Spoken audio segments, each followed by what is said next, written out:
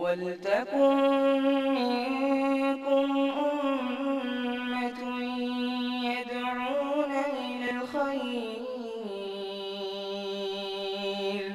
وَيَأْمُرُونَ بِالْمَعْرُوفِ وَيَنْهَوْنَ عَنِ الْمُنكَرِ وَأُولَٰئِكَ هُمُ الْمُفْلِحُونَ. الحمد لله رب العالمين والعاقبة للمتقين وأصلي وأسلم على المبعوث رحمة للعالمين اللهم لا علم إلا ما علمتنا وزدنا علما یا کریم. حاضرین گرامی، دوستو، بزرگوں اور ساتھیوں، اللہ کے نبی جناب محمد رسول اللہ صلی اللہ علیہ وسلم نے اپنے اصحاب کے لیے فتح و نصرت کی، مدد اور تائید کی جو دعا اللہ رب العالمین کے سامنے کی ہے اور جو دعا سکھلائی ہے، ان دعاؤں کا ذکر اور تذکرہ انشاءاللہ اب ہم آپ کے سامنے کریں گے. ہم سب کو معلوم ہے کہ اللہ کے نبی جناب محمد رسول اللہ صلی اللہ علیہ وسلم اللہ کے رسول تھے اور دین کی سربلندی یا آپ صلی اللہ علیہ وسلم کا مشن تھا. جب اس مشن کو لے کر کے، اس ٹارگٹ کو لے کر کے آپ آگے بڑھے تو کفار نے ہر قدم قدم پہ آپ صلی اللہ علیہ وسلم کو روکنے کی کوشش کی، جسمانی طور پر، مالی طور پر، اور کوئی ایسا نفرت کا اور رکاوٹ کا کوئی حربہ ایسا نہیں ہے جو آپ صلی اللہ علیہ وسلم کی زندگی میں ان لوگوں نے آزمانے کی کوشش نہیں کی ہو. ہر طرح سے کوشش کی. جان کے اوپر 23 سالہ نبوی زندگی میں 17 مرتبہ آپ صلی اللہ علیہ وسلم کے اوپر جان لینے کے لیے حملہ ان لوگوں نے کیا. 17 مرتبہ 23 سالہ زندگی میں. سوچیے آپ کیا نہیں کیا. بکری میں زہر لگا کر کے کھلا دیا، گوشت میں وہ پیش کر دیا. کسی نے جادو کر دیا آپ کے اوپر. مسجد میں نماز پڑھ رہے ہیں، چادر ڈال کر کے گلے میں اس کو ٹائٹ کر کے کھینچنا چاہا. گھر بلائے، مہمان کو بلا کر کے بٹھایا دیوار کے نیچے اور پتھر لے کر کے اوپر چڑھ گئے کہ سر میں گرا دیتے ہیں، یہاں سے کام تمام ہو جائے. گھر میں سوئے ہوئے ہیں، باہر گھر کے باہر اوباشوں کو تلوار لے کر کے کھڑا کر دیا کہ نکلتے ہیں تو ایک ساتھ حملہ کر دینا، مار دینا. کہا ٹھیک ہے. ایک چیز ہوتی ہے کہ اس گاؤں والے سے نفرت ہے، مکہ والوں سے نفرت تھی. نکل گئے وہاں سے مدینہ. اب تو جان چھوڑو، تب بھی نہیں چھوڑے، وہاں بھی گئے، سفر کر کے گئے. اب عمیر کا واقعہ آپ سب کو معلوم نہیں ہے. وہ اور امیہ ابن خلف، یہ دونوں کے دونوں مسجد حرام میں بیٹھے ہوئے تھے. عمیر نے کہا کہ اگر میرے سر پہ قرضہ نہیں ہوتا نا میں مار دیتا جا کر کے. یعنی اگر میں پکڑا جاؤں، مر جاؤں، تو میرے پیچھے چھوٹے چھوٹے بچے ہیں اور قرضہ ہے کچھ. تو امیہ نے اس موقع کو کہاں سے جانے دیتا. اس نے کہا کہ اچھا ایسا ہے، جاؤ تمہارا قرضہ میں ادا کر دوں گا، تمہارے بعد جو مال ہے اور تمہارے جو بال بچے جس کو تم چھوڑ کے گئے ہو اس کی دیکھ ریکھ بھی میں کر دوں گا، پرورش بھی میرے ذمے، تمہارے بچوں کی گارنٹی. دونوں آپس میں خانہ کعبہ میں بات کر رہے ہیں، کسی کو معلوم نہیں، تیسرا کوئی آدمی وہاں موجود نہیں ہے. عمیر تیار ہو کر کے گیا یہاں سے. اور عبداللہ اس کے بیٹے تھے، وہ کہاں تھے؟ قید تھے. غزوہ بدر کے فوراً جسٹ بعد کا یہ واقعہ ہے. تلوار لیے ہوئے مدینہ پہنچ گیا. عمیر اس وقت مسلمان نہیں ہوئے تھے. حضرت عمر ابن خطاب رضی اللہ تعالیٰ عنہ سے پہلی ملاقات ہوئی ان کی. کہا ٹھہرو تم، پہلے اللہ کے نبی کو کہتے ہیں. گئے جا کر کہا اللہ کے رسول عمیر آیا ہے. اور مکے میں اس کی دشمنی نبی صلی اللہ علیہ وسلم سے مشہور تھی. کہا وہ آیا ہے اور تلوار لیے ہوا ہے ساتھ میں. نبی صلی اللہ علیہ وسلم نے کہا کہ آنے دو اس کو، آنے دو. آیا، کہا تلوار لیے ہو، کہا رہنے دو. پھر بھی سیفٹی کے لیے حضرت عمر نے تلوار کی جو رسی وہ پکڑے ہوا تھا اس میں ہاتھ ڈال کر کے اس کو ٹائٹ کر دیا کہ اگر نکالنا چاہے یہ قریب جا کر کے تو تلوار نکلے نہیں. اس کے دستے میں، کمر میں اس کے ہاتھ ڈال کر کے اس کو ٹائٹ کر کے پکڑ لیا. اب لے کر کے حاضر ہوئے نبی صلی اللہ علیہ وسلم کے پاس. کہا کہ عمیر کیا ہے، کائے کو آئے ہو؟ کہا کہ آئے ہیں آپ سے بات کرنے کے لیے، میرا بیٹا آپ کے پاس پکڑا ہوا ہے۔ کہا اور کوئی بات نہیں ہے؟ بیٹے کے چھڑانے کے لیے آئے ہو اور کمر میں تلوار لٹکائے ہوئے ہو؟ کہا اللہ کے رسول اس تلوار نے ہم کو کیا فائدہ پہنچایا، میدان بدر میں تو آپ نے ہمارے سارے لوگوں کو مار دیا، تلوار اگر ہمارے کسی کام آتی تو آج آپ اس طرح سے قیدیوں کو لے کر بیٹھے ہوتے، تانا دے رہا ہے اس طرح سے، دیکھیے۔ خیر، کہا کہ اچھی بات، لیکن امیہ اور تم نے کیا بات کی ہے خانہ کعبہ کے یہ میں چھپ کر کے؟ بس اب یہ جو تھا یہ تھر تھر کانپنے لگا، اب کاٹو تو خون نہیں اس کے پاس، کھڑا کا کھڑا رہ گیا، جیسا تھا ویسی سخت ہو گیا۔ ارے ہم لوگ 2 آدمی تھے، تیسرا کوئی وہاں موجود نہیں تھا، ان کو کیسے خبر لگ گئی کہ ہم نے کیا بات کی ہے؟ کہا تم نے یہ نہیں کہا تھا کہ قرضہ ہمارا ادا کر دے اور میرے بال بچوں کا دیکھ ریکھ کرنے والا کوئی ہو تو میں محمد کی گردن اڑا دیتا ہوں؟ اسی نیت سے آئے ہو نا جی؟ کیا بات کر رہے ہو تم، کیوں آئے ہو؟ بس فوراً کلمہ اس نے پڑھ لیا۔ اب ادھر امیہ جو تھا یہ ڈفلی بجا رہا تھا کہ ضرور خبر خوشخبری ملنے والی ہے، مکہ والوں خوشخبری ملنے والی ہے، خوشخبری ملنے والی ہے، انتظار کرو انتظار کرو۔ اچانک خبر کیا ملی کہ عمیر کیا ہو گیا؟ مسلمان ہو گیا۔ عمیر مسلمان ہو گیا، مسلمان ہو کر کیا ہے، اور ان کا یہی بیٹا، یہی عمیر کا بیٹا عبداللہ جو قید تھا، پھر جب یہ چھوٹ کر کے گیا تو پھر یہ حملہ آور ہوا نبی صلی اللہ علیہ وسلم کے اوپر، اور اللہ رب العالمین نے مدد کی۔ 17 مقامات ہیں، 17 مقامات، 23 سالہ زندگی میں 17 مرتبہ اٹیمپٹ آف مرڈر آپ کے اوپر کیا گیا۔ اللہ تعالیٰ نے ہر موقع پر اللہ کے نبی جناب محمد رسول اللہ صلی اللہ علیہ وسلم کی مدد فرمائی۔ آپ سب کو معلوم ہے غزوے میں آپ جاتے آپ کی تعداد کم ہوتی، صحابہ کرام رضوان اللہ علیہ مجمعین کے پاس ساز و سامان بھی نہیں ہوتا، نبی صلی اللہ علیہ وسلم دعا کرتے اور دعا کے نتیجے میں اللہ تعالیٰ کیا کرتا، جنگ نبی صلی اللہ علیہ وسلم جیت جاتے دعا کے نتیجے میں۔ اللہ تعالیٰ نے اس نعمت کا ذکر قرآن مجید میں جا بجا کیا ہے۔ اللہ فرماتا ہے وَلَقَدْ نَصَرَكُمُ اللَّهُ بِبَدْرٍ وَأَنْتُمْ أَذِلَّةٌ، اے اللہ کے نبی صلی اللہ علیہ وسلم ہم نے بدر میں آپ کی مدد کی اس حال میں کہ آپ بہت کمزور تھے۔ بدر کے مقام پر آپ کی جب مدد کی گئی تو آپ بہت کمزور تھے۔ اسی طرح سے اللہ تعالیٰ کہتا ہے وَمَن نَّصْرُ إِلَّا مِنْ عِنْدِ اللَّهِ الْعَزِيزِ الْحَكِيمِ، اللہ رب العالمین کے سوا جو غالب ہے اور جو حکمت والا ہے کوئی مدد نہیں کر سکتا۔ آج ہم لوگوں نے اللہ کو چھوڑ کر ہر ایک سے مدد طلب کرنا شروع کر دیا۔ کوئی مصیبت کوئی پریشانی ہوتی ہے فلاں ہماری مدد کرے گا، وہ ہماری مدد کرے گا، وہ ہماری مدد کرے گا، ایک مرتبہ بھی اپنی ضرورت اللہ کے سامنے نہیں رکھتے کہ اللہ تو مدد کر دے۔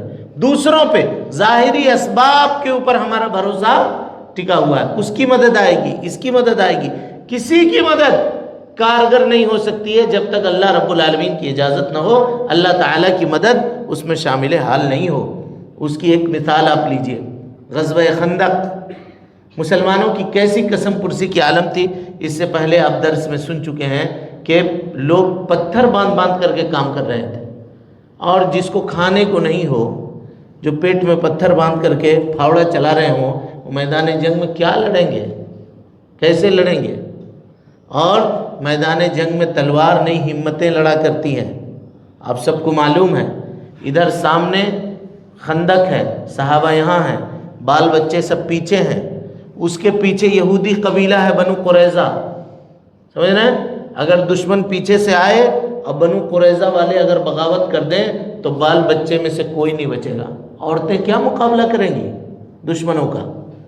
نہ ان کے پاس ہتھیار ہے نہ کوئی سامان ہے، اور جتنے مرد ہیں مدینے کی جو کل طاقت ہے اللہ کے نبی صلی اللہ علیہ وسلم نے خندق کو کے جانب لگا رکھا ہے۔ مدینے میں داخلے کے اس وقت ایک ہی راستہ تھا، 3 طرف سے پہاڑی سے گھرا ہوا ہے مدینہ، ٹھیک ہے، جو نبی صلی اللہ علیہ وسلم کے زمانے کا مدینہ تھا، 3 طرف سے پہاڑی سے گھر کر کے ایک راستہ ہے جہاں سے سوار داخل ہو سکتا ہے، وہاں اپنے خندق کھدوا کر کے لوگوں کو بٹھا دیا۔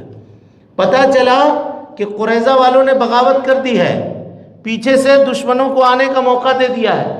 حضرت طلحہ کو بھیجا اللہ کے نبی صلی اللہ علیہ وسلم نے کہ ذرا جائیے تو پتہ لگائیے گا کیا ہوا ہے، اور اگر رزلٹ خراب ہو، یعنی اگر واقعی آپ کو سمجھ میں آ جائے کہ ان لوگوں نے مخالفت کی ہے تو کھلم کھلا مت بولیے گا، کان میں آ کر میرے بولیے گا، اور اگر نہیں معاملہ اگر شک ہو ان لوگوں نے نہیں بغاوت نہیں کی ہے تو سب کے سامنے بولیے گا تاکہ منوبل لوگوں کا کیا ہو جائے، بڑھ جائے۔ گئے وہ پتہ لگا کر کے آئے، اس نے بڑی بدتمیزی کی، کعب بن اشرف نے کہا کیا بات کرتے ہو تم، نہیں ہمارا کوئی معاہدہ نہیں ہے تم سے، کچھ بھی معاملہ نہیں ہے تم سے، یہاں تک کہ انہوں نے چھوڑ بھی دیا دشمنوں کو۔ واقعہ خندق کا معلوم ہے نہیں معلوم ہے، جس قلعے میں صحابیات بند تھیں، حضرت حسان ابن ثابت بھی وہاں موجود تھے، اور ایک آدمی جو قلعہ پھلانگ کر کے آ رہا تھا مسلمان خواتین کے اوپر حملہ کرنے کے لیے، اللہ اکبر، نبی صلی اللہ علیہ وسلم کی پھوپھی حضرت صفیہ بنت عبد المطلب، انہوں نے کہا کہ حسان سے کہ جاؤ جی دیکھو اس کا مقابلہ کرو، کہا ہم نہیں جائیں گے، ہم کو ڈر لگتا ہے، ہم نہیں جائیں گے۔ خیمے کا ایک لکڑی تھا، اس کو اٹھایا نبی صلی اللہ علیہ وسلم کی پھوپھی نے، دیکھا آپ نے، بہادر بچے جو ہوتے ہیں نا ان کی پھوپھیاں اور ان کی مائیں بھی بہادر ہوا کرتی ہیں۔ آگے بڑھی ہے صفیہ رضی اللہ عنہا اور اسی کھمبے کے لکڑی سے مارا اس کے سر پہ اتنا زور سے کہ وہیں پر وہ ڈھیر ہو گیا، ختم ہو گیا۔ اس کے بعد بھی کہا کہ اب تو جاؤ، مر گیا ہے، مرد ہے، میں کیسے اس کے سامان لوں گی۔ حضرت صفیہ نے کہا کہ نہیں اب بھی ہم نہیں جائیں گے، اب بھی ہم نہیں جائیں گے، نہیں گئے وہ۔ بالآخر انہوں نے جا کر کے وہ معاملہ کیا۔ جب کافروں نے دیکھا کہ نہیں قلعے میں لگتا ہے فوج موجود ہے، ورنہ صرف عورتیں ہوتی تو کس کی ہمت تھی کہ ہمارے ایک آدمی کو مار کر کے گرا دیا ان لوگوں نے، تو ڈر کے مارے ان لوگوں نے حملہ نہیں کیا۔ لیکن اس سچویشن سے جو حالات کریٹ ہوئے تھے، جو بنے تھے، اللہ نے اس کا ذکر کیا سورہ احزاب میں۔ اللہ کہتا ہے اذ جاؤکم من فوقکم ومن اسفل منکم، اے اللہ کے نبی صلی اللہ علیہ وسلم اس وقت کو یاد کیجئے جب دشمن آپ کے اوپر سے آ گیا، آپ کے نیچے سے آ گیا، ومن اسفل منکم واذ زاغت الابصار، جب آپ لوگوں کی آنکھیں پتھرا گئیں، وبلغت القلوب الحناجر، دل اچھل کر کے آپ کے گردن میں آ گئے، آپ سب لوگوں کے صحابہ کرام کے، وتظنون باللہ الظنونا، اور اللہ رب العالمین کے بارے میں طرح طرح کے گمان کے اندر مبتلا ہو گئے۔ اللہ کہتا ہے ہنالک ابتلی المؤمنون، یہی وہ جگہ ہے جہاں ہم نے مومنوں کی آزمائش کی ہے، وزلزلوا زلزالا شدیدا، اب برے طور پہ ان کو جھنجھوڑ کر کے رکھ دیا ہے۔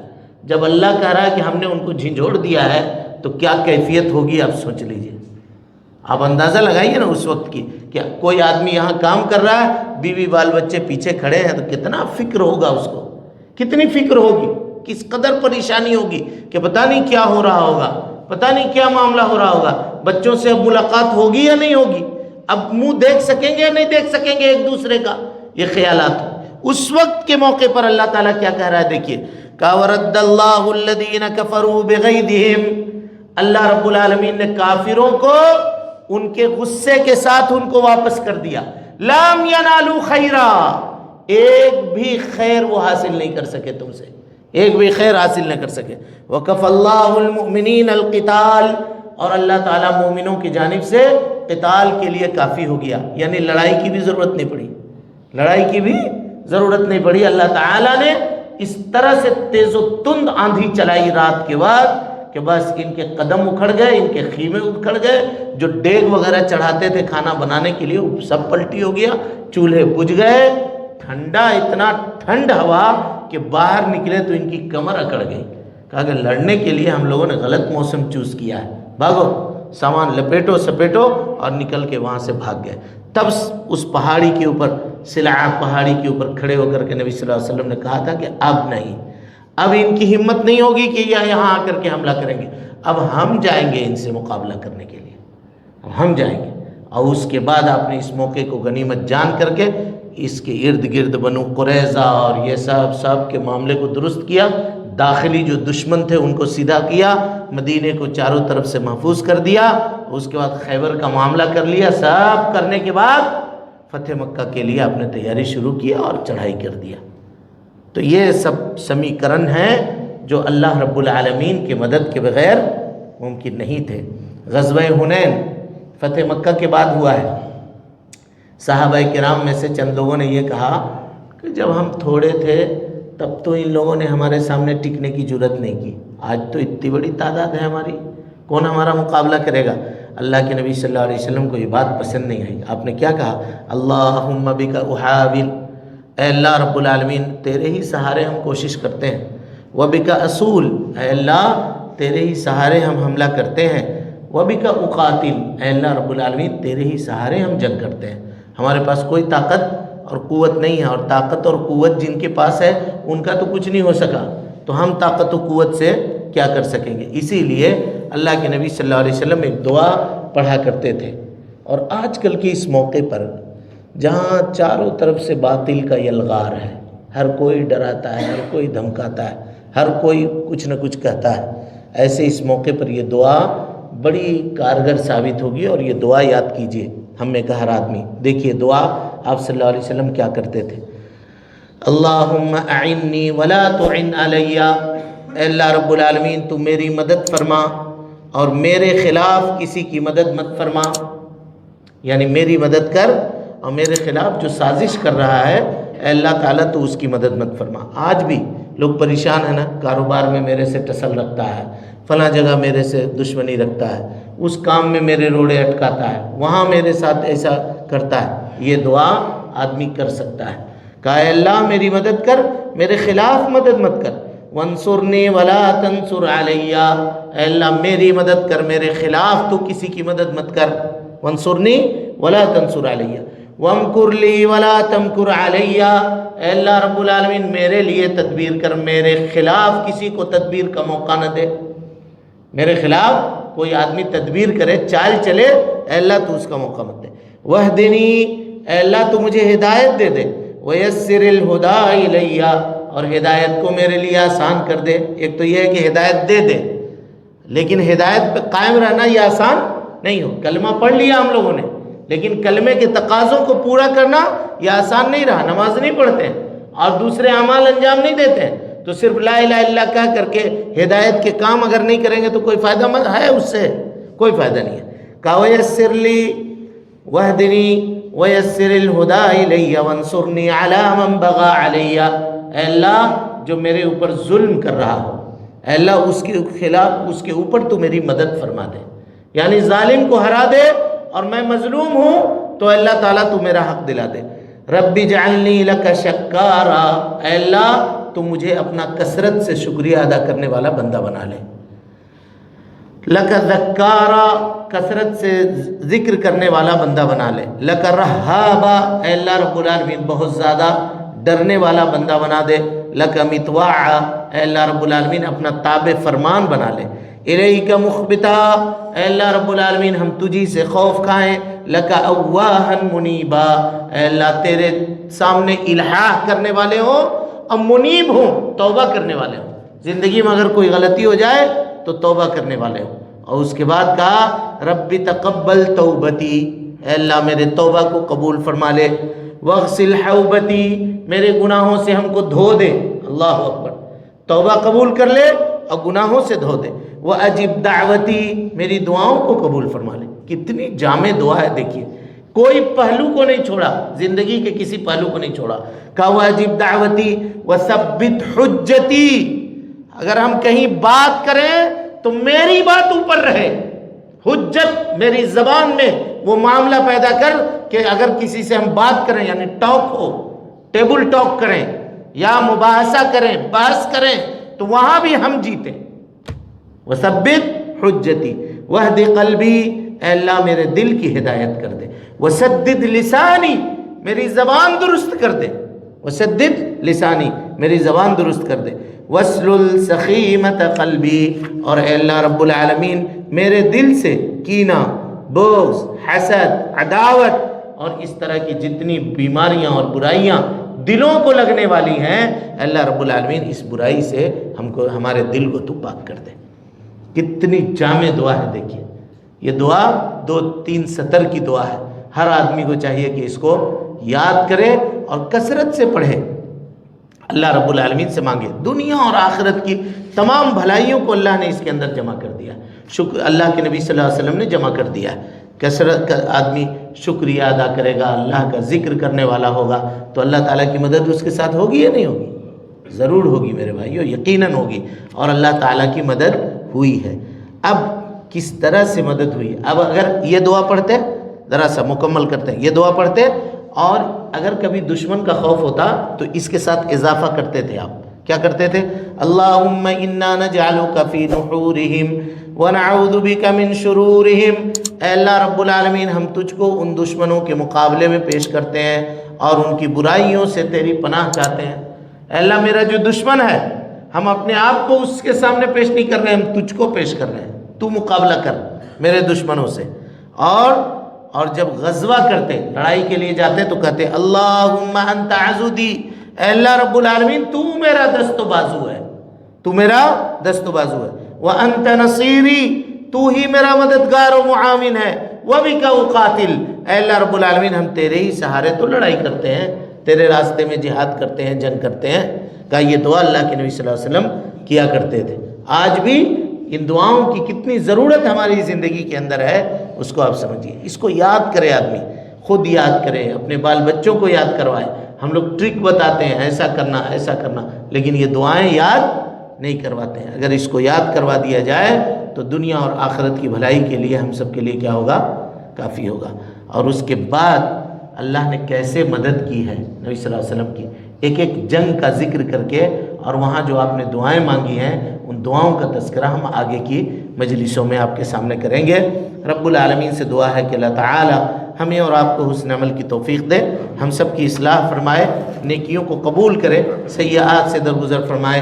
اے اللہ ہم میں سے جو لوگ بیمار ہیں ان کے بیماریوں کو تو اللہ رب العالمین درست فرما دے. اے اللہ بیماروں کو شفائے کاملہ عاجلہ نصیب فرما دے. اے اللہ جو لوگ پریشان حال ہیں ان کی پریشانیوں کو دور فرما دے. اے اللہ ہم سب کے کاموں میں تو معاون و مددگار ہو جا. اے اللہ رب العالمین ہم سب کے جائز ضرورتوں کو پوری فرما دے. اے اللہ رب العالمین جن کے جو کام اٹکے ہوئے ہیں یا اٹکے پڑ رہے ہیں، اے اللہ رب العالمین ان کو تو درست فرما دے. اے اللہ تو غیب سے مدد فرما. اے اللہ رب العالمین مسلمانوں کی غیب سے مدد فرما. اے اللہ جب تک زندہ رکھ، دین اسلام پہ زندہ رکھ، اور جب اٹھا ایمان پہ اٹھا. آمین وآخر دعوانا عن الحمدللہ رب العالمین.